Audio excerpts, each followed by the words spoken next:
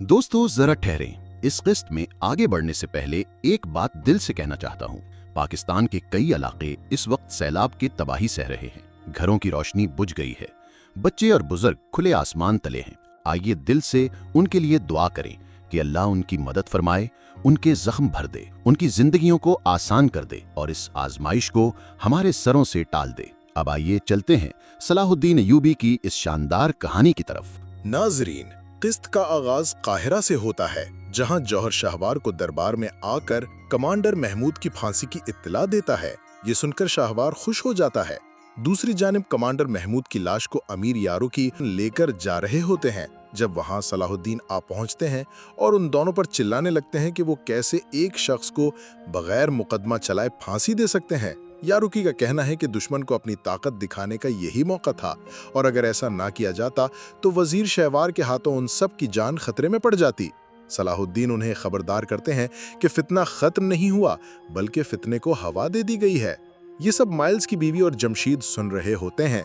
वो जमशीद को इस सारे मामले के पीछे छुपे शख्स को तलाश करने को कहती है और सलाहुद्दीन के लिए एक अच्छे से तोहफे की फरमाइश करती है ताकि इस नाजुक सूरत हाल में बज़ाहिर उनका साथ दे सके। शिफा खाने में काजी फाजिल दुआ कर रहे होते हैं कि जिस फितने को मिटाने के लिए उन्होंने खून बहाया वो फितना खत्म हो जाए। इतने में शाहवार शिफा खाने में दाखिल होते हैं और काजी फाजिल से कहते हैं कि काजी फाजिल उनसे उनकी माँ से भी ज्यादा मोहब्बत करते हैं। शाहवार काजी फाजिल को यकीन दिलाते हैं कि जंगियों समेत सबको उनका हक दिलाया जाएगा। दूसरी जानिब सलाहुद्दीन के साथ ही उनके पास आकर इत्तला देते हैं कि तीर मारने वाला शख्स हवा की तरह गायब हो गया। सलाहुद्दीन अफसोस का इजहार करते हैं कि न बाबा सईद के कातिल का कुछ पता चला, न गुलकार के कातिल का, और अब कमांडर महमूद के गैर मुनसिफाना कत्ल ने हालात को मजीद खराब कर दिया है। सलाहुद्दीन अपने साथियों को बाजार में फैल जाने और लोगों में घुल मिल जाने को कहते हैं ताकि वजीर शाहवार की पैदा की हुई नफरत को अवाम के दिलों से खत्म कर सकें। दूसरी जानिब कुदुस में विलियम्स फूल लेकर जा रहे होते हैं कि लॉर्ड गाय उसे रोककर पूछते हैं कि वो फूल किसके लिए हैं। लॉर्ड गाय विलियम्स की बात सुनकर हैरान होता है कि सारा दिन की अनथक मेहनत के बाद वो एक बुजुर्ग के लिए फूल ले जा रहे हैं। लॉर्ड गाय विलियम्स से कहते हैं कि विलियम्स खुद को कुदुस के तख्त के लिए मौजू समझते हैं। इस पर विलियम्स उन्हें बताते हैं कि उन दोनों के कुछ मकासद मुश्तरका हैं। काहिरा के बाजार में खलील और उर्फा चले जा रहे होते हैं कि एक शख्स खलील से टकरा जाता है। खलील उस शख्स को खबरदार करते हैं तो वो भड़क उठता है। उर्फा फौरन दरमियान में आकर उस शख्स से माजरत के बाद खलील को पुरसुकून रहने की ताकीद करते हैं। इसी तरह इदरीस, इब्राहिम और बुजूक एक सराय में जाते हैं और वहां बैठे लोगों के सर्द रवैये से उन्हें दुख होता है। खलील और उर्फा एक शरबत की दुकान पर जाते हैं और शरबत मंगवाते हैं। दुकान वाला उन्हें घूरने के बाद शरबत ले आता है मगर 10 सिक्कों का मुतालबा करता है। खलील और उर्फा इतनी ज्यादा कीमत मांगने की वजह पूछते हैं तो दुकान वाला कहता है कीमत उस मार की वजह से है जो जंगियों ने मिस्र की आवाम को दी और महमूद को नाहक कत्ल किया। खलील और उर्फा उसे समझाने की कोशिश करते हैं कि इस सब में वो शामिल नहीं थे। दुकान वाला मजीद भड़क उठता है और उन्हें वहां से जाने को कहता है। उर्फा और खलील 10 सिक्के मेज पर रखकर जाने लगते हैं तो दुकान वाला चीख चीख कर लोगों को जमा कर लेता है। वो लोगों से कहता है कि जंगियों ने उसको धमकाया है और पैसे देने पर मजबूर किया है। खलील और उर्फा बहुत गुस्से में आ जाते हैं। दूसरी जानिब सराय में लोग सलाहुद्दीन के साथियों को मुखातिब करके कहते हैं कि उन्हें खाने के बाद महमूद का हलवा खाना चाहिए और जो वो पी रहे हैं वो मशरूब नहीं, उनके दोस्त मरहूम का खून है। उनका कहना है कि जब से जंगी मिस्र में आए बदकिस्मती ने उनका साथ नहीं छोड़ा। इदरीस गुस्से से उनकी तरफ बढ़ने लगता है मगर बोजोक उसे रोक लेता है। दूसरी तरफ खलील और उर्फा के सामने लोगों का एक हुजूम जमा हो जाता है।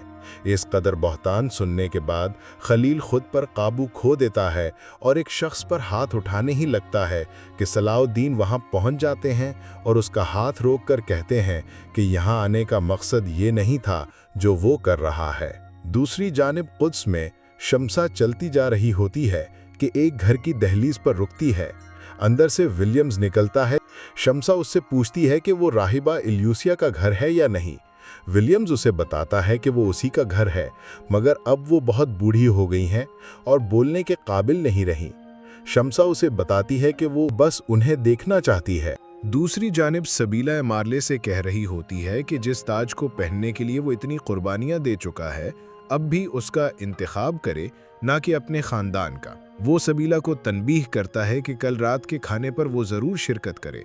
सबीला कहती है जिस खाने का हकदार जॉन है और वो जिंदान में है, वो इस खाने में शरीक नहीं हो सकती। इस पर इमारले उसे कहता है कि ये हुक्म एक बादशाह का है, बाप का नहीं। दूसरी जानिब शम्सा राहिबा इल्यूसिया के पास बैठते हुए कहती हैं कि जब उनके साथ कोई ना था तब उन्होंने शम्सा को पाला। वो उससे पूछती हैं कि गिरजाघर के दरवाजे पर किसने उसे छोड़ा था, मगर राहिबा इल्यूसिया कुछ बोल नहीं सकती। दूसरी जानिब काहिरा में जौहर शहवार से कहता है कि सलाहुद्दीन जिद्दी इंसान है। वो दोनों दरअसल सलाहुद्दीन को शाम वापस भेजना चाहते हैं। जौहर शहवार को मुतमईन करता है कि उनका अपने साथियों के साथ बाजार में फिरने का कोई फायदा नहीं है। दूसरी जानिब कुद्स में विलियम्स शम्सा से काहिरा के बारे में जानना चाहता है। वो उससे पूछता है कि सलीबियों के डूबने के वक्त वो वहां मौजूद थीं या नहीं।